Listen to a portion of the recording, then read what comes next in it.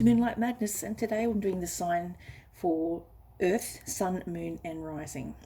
If you're a cross watcher, this may resonate with you other than your actual sign. I have Earth placement in my chart. I have a Capricorn moon and I have a Virgo moon, and I think I have a Taurus moon in my astrological chart. So there's a bit of Earth in my chart. Now we're doing the deck of Doreen Virtue, the Fairy Tarot deck, with Doreen Virtue and Radley Valentine. It's a favourite, and also today I'm doing The Enchanted Map by Colette Baron Reid. Now the first card I pulled is the Two of Winter. This is like a head and heart decision. Maybe you guys operate in the cerebral, but then you also have to think about how you feel about it. So he's standing there and he's not sure whether to go with the music in his head or the music in his heart. You may be indecisive. You may be trying to weigh up which option suits you best. It could be in a work situation. You may have two jobs to choose from or two different industries to choose from. And sometimes you might be doing a choice that's best for, make the choice that's best for you rather than trying to please others. Feeling trapped between the intellectual and the emotional. So you may have to have a choice. Some people may be expecting you to stay on the path you've already chosen. You could be studying, I don't know, computers or science, and then you might decide that's not what you want to do. You want to do something else. So it's a head and heart decision. Then you've got crossing the immunity, protecting the fruits of your labour, prepare for possible challenges that lie ahead, environmental conservation. So it says protect the fruits of your labour. So you may be having challenges with your health, but you may have just overcome them. Recently had a bout of a cold or a flu. It's saying that you will beat it. You just have to find natural therapies. Again, I got this in fire. They need natural therapies rather than medication. Yes, you can do both. You can have a compound pharmacist who will give you a herbal mixture as well as your medicine. So it's not meant to be a band-aid effect. You don't want to band-aid a condition with just a tablet. It has to be also dealt with long-term. So Nine of Wands is Nine of Spring in this tarot deck, and it talks about attending to the protection of what you created. As your hard work pays off, you have more and more to show for your effort. It's important to look after your labour. The energy in the world can be very intense. Every morning as you start your day, ask God, the angels and the fairies to protect you from negative people. You're up to the task set before you. This is also a card that reflects environmentalists and those who love all plants and animals of Mother Earth. Stand up for important causes such as protecting your wildlife, the oceans and our food sources. And you might like daffodils, or you might have just recently acquired a plant that's growing that's yellow, which is some courage, I think. Yellow, yeah, courage. It's the you may have a Leo somewhere placement in your chart, or be involved with one. In the past, it's talking about the High Priestess, that you had an awakening of sorts when you were. This also came up for fire sign. You may have had an awakening from a near-death experience, or you went up a couple of levels in the psychic world and you started seeing things or hearing things before they happen, or smelling things before they happen, or you might think of someone and then they call. This is possibly something that has been passed down generational. There's generational psychic mediums and generational, they call them hedge witches, which is, they live on the outskirts of a place, but they use natural therapies, and they were, accused of witchcraft. It's not witchcraft, it's just working with plant therapies and doing intentional work, good intentional work. The Lover's card is, again, a head and heart card. So it's two head and heart cards you've got. This is to me about a choice, making a choice between two partners. One is older and one is younger. They are both earth signs, I've picked up in this reading as well. So you could be a Virgo dealing with a Taurus, or dealing with a Capricorn person. It says here that you have to make the choice which is good for your heart, not your head. Choose from your heart what you feel. And being in uniform, it's just representing the courage to make a choice. And I guess loyalty and devotion, because it's military. You could have someone that you met that was in the military. In the future, you've got the Prince of Autumn. This is the younger version of the Taurus, or of the Earth nature. You could be crossing this younger earth energy who is dependable, protective, cautious but wise, meticulous attention to detail, but they're slow moving energy. See how he's just sitting on that leaf and he's got his orb? That's his head. So that's basically all the interesting things. He's very smart, but the scepter represents the amazing ability his mind works in amazing ways, thinks outside the box, and when he does move, it's purposeful movement. He doesn't just make decisions lightly. He thinks out strategy of all the good and all the bad things that can happen.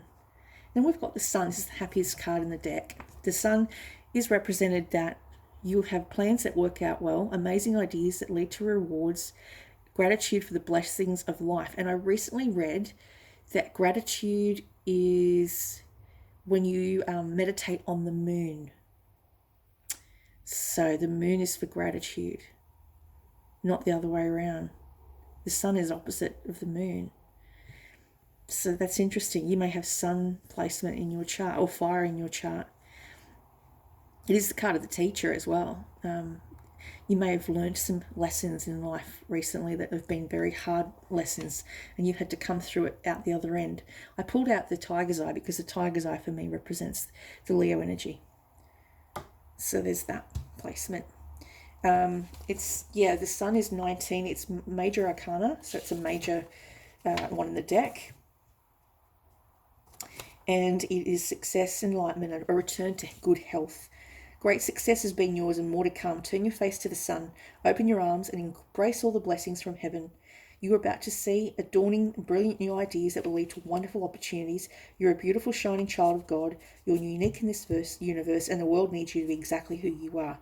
Go ahead and toot your own horn. Remember, it's important to treat yourself with the same kindness, respect, and caring that you would a best friend or beloved partner.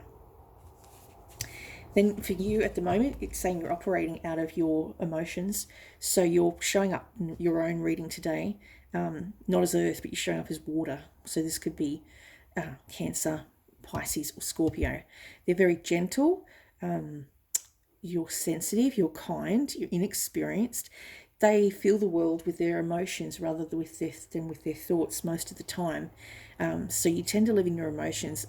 You may have a stack of romance novels near your bed because you like romance, and if that was a sport, you'd be the Olympic marathon winner. It's talking about a new relationship or emotional experience and invitations coming to you through social events. It says that you're a very compassionate person when you're operating out of this heart space. When you're operating is not as earth but as water, you are gentle, compassionate, and you're the person that people turn to when they need to shed tears. Eight of Summer is to do with walking away or wanting to walk away. Major life changes. You're wanting to pack up your troubles in your old kit bag and just leave a couple of cups behind and move on to the next project. I think you want to move on from where you are, possibly a job or a place of where you live. You're just wanting a change of scenery is what it's saying here. You've got itchy feet. And if you're seeing removal trucks, that's a good indication you want to move on. A relocation or job change, a turning point. Realising there's more to life than meets the eye. A decision to leave a situation that's no longer in your highest good. You've made this choice on your own. It hasn't been pushed upon you. It may seem challenging. It may seem like a wonderful relief or an adventure. You can take small daily steps until the changes you desire are in place, or you can move much more quickly. The most important thing is that you evaluate your situation honestly and openly and then move towards happiness. Don't worry, you're ready. Yes. And then this is the 9 of Swords. This is like stress and anxiety. So maybe you've been stressing yourself out recently, and all that hypertension and stress and anxiety can push and elevate blood pressure, can cause nightmares, panic attacks, the dark night of the soul. You may be mourning, you may be grieving the loss of a person, place, or thing. 9 of Swords is my card of extreme nightmares, panic attacks, just thinking the worst scenario, basically. Yeah, just is not to try and keep away from the news if you can, because I find the news will trigger fear in a lot of people, unnecessary fear. keep away from social media if you can switch off for a bit, because you can absorb things from social media. I know I've dreamt about a video or as an ad that was on social media through Facebook, and I thought, why am I even getting that? Because I was touching the phone, so I picked up the energy. Then I saw the ad before it was even made. That's what I do. Nine of Swords is unfounded fears, difficulty sleeping, insomnia, focusing on worst case scenarios, taking on the problems of the world, and needless guilt. It comes to you when worry has reached an unnecessary level. You may indeed have concerns and plans that you need to process, but your fear isn't in proportion to the circumstances. Take a few moments to go for a walk in nature, talk with God, the angels, the fairies. Things will be better soon. Breathe. Success often comes with stress. So when you are successful, you become stressed. If you let it build up, it can take a physical and emotional toll. Nurture yourself, explore ways to reduce your anxiety, such as a massage, Reiki, or treating yourself to a spa day. A fairy has awakened from a bad dream. The doves represent the peace that could be hers, but her focus is upon her own fears. I think if you write down your fears, journal them before you go to sleep, it's a way of releasing what it is. And then some people say to burn it, and then that way you've sent your intention that this is the thing I have, this is what I want to get rid of. Ask the universe, I'm grateful for you taking the burdens and finding a solution for me that I can't find for myself. Thank you for the universe for granting me this wish, or for helping me with this challenge. Then you've got the Two of Summer. This is to do with falling in love, making a serious commitment to someone, forgiveness, and the resolution of a problem. Don't give up. Your relationship can be healed. So if you're having difficulties, you'll find a way to overcome them. Again, the Lovers and the Two of Cups is a really good union. So it may be that you're going through a rough patch, as all people do. No one gets along all the time. Getting engaged, an equal partnership, forgiveness, and the resolution of a problem. An unexpected gift, an intimate friendship, ending a disagreement. When it's real, you know it, and this relationship is one you can count on. Two hearts become one in a beautiful moment of true romance. It's safe to make a commitment and allow yourself to love and be loved.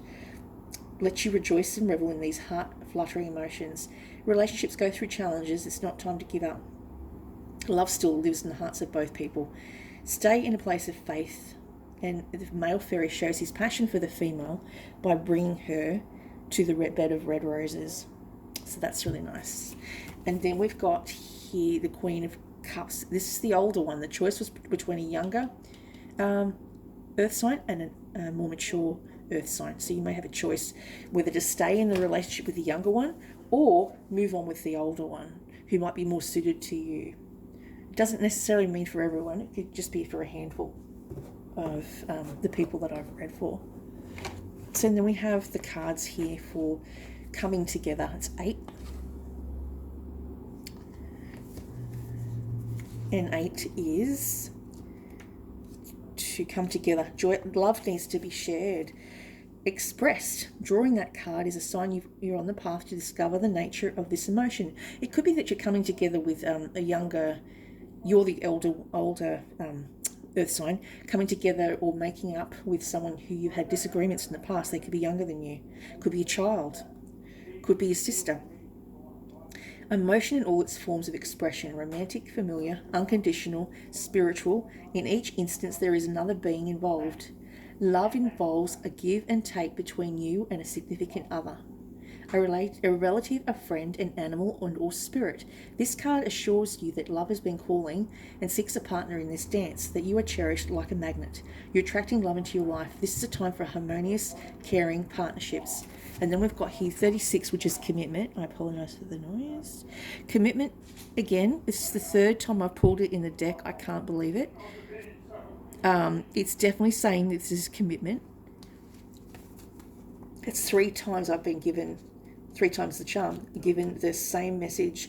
A true commitment is the responsibility of the heart, mind, body, and soul. Again, we're about the head and heart decision. And this is a good time to make one. Partnerships formed at this time are harmonious and powerful. The commitment card also indicates that the natural evolution of a relationship from its inception to a literal or metaphorical marriage, at the very least, there is a promise of fulfillment in some form. However, you must be conscious of what you're committing to. Be clear about the nature of your commitment and your responsibility to it. Others are more willing to enter into partnerships at this time. Remember that your partnership with spirit and the highest version of your own self will engage the highest self in another. So when you're happy with your own self, you've done all the work, you've done all the healing, you've gone to therapy, it's only then can you invite someone that's also healed and has done their work. You can't go around fixing people, you know. Men are not projects, or women are not projects. You need to work on your own self. We've got here the rose quartz, which again is the card of love. So that's one of my favorite that I use to attract love. And that card, that crystal, is a vibration. I think it is a Taurus crystal from what I remember. I'll just find it. Rose.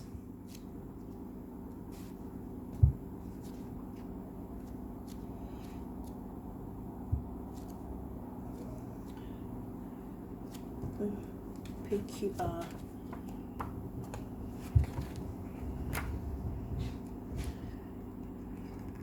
Ruby. Rose quartz. Love, gentleness, emotional healing, release of stress, uniting with the divine. It's the water. It's actually water placement. It's a member of the quartz family. And it comes from Brazil. It's quintessential stone of love. Love for oneself, one's life partner, children, family, friends, community, the earth, the universe, and the divine. Meditating with one of these stones provides an envelope of love energy around oneself and activates the heart chakra for the emanation of one's innate love, which is natural love. When one is truly experiencing love, one is not thinking about giving and receiving because the lover and the beloved have become one. Rose quartz helps dissolve one's boundaries of isolation and mistrust and moves into the sense of union with all that is the essence at the core of the heart. Healing the heart of its wounds and reawakening its trust is one of rose quartz's gifts. Its soothing vibrations are a balm to the emotions, and they calm and cleanse the entire auric field. It engenders the release of tension and stress, the dissolution of anger and resentment, this dispelling of fear and suspicion, and the rebirth of hope and faith in the benevolence of the universe. Rose quartz is clearly feminine in tone and is one of the stones of the Great Mother.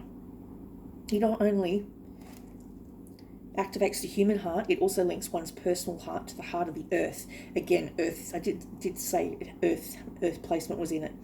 And the heart of the universe. Its love vibrations can penetrate down to the cellular level, reprograms the cells for joy and longevity rather than despair and death. And the reprogramming capacity is the source of healing potential of rose quartz. Use it in meditation, sleep, and body layouts. Put it around your neck or on one's desk and keep one's interactions with others in the highest possible state of harmony. Rose quartz can stimulate the crown chakra, the third eye, and the throat chakra, which would be working well with selenite because that's the crown chakra as well. So you could use selenite with rose quartz to raise the vibration of the incoming impressions. So they're not negative, they're not scary, they are positive dreams and positive visions. Yeah. When one gifts a lover, a friend, a stranger, or a child with a quartz, there is an unspoken appreciation that reverberates through the universe. All forms of rose quartz emanate the same energy. You could also use it with emerald, garnet, pink tourmaline. A window to the divine. That was a good book. This is the Book of Stones that I found. Turn it that way. The Book of Stones that I found at a book swap and trade. And that's all I have for you today for Earth Signs.